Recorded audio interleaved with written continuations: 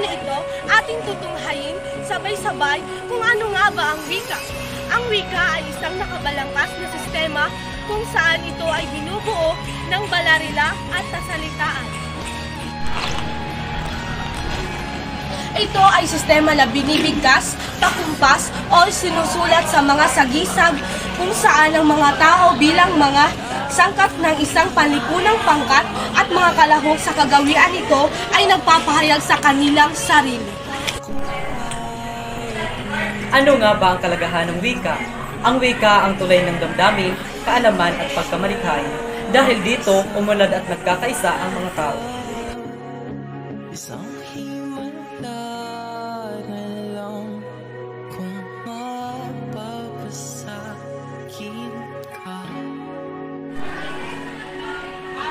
At yun ang halimbawa ng pag-aaral ng wika. Ako po si Sophia Esmaca. Maraming salamat.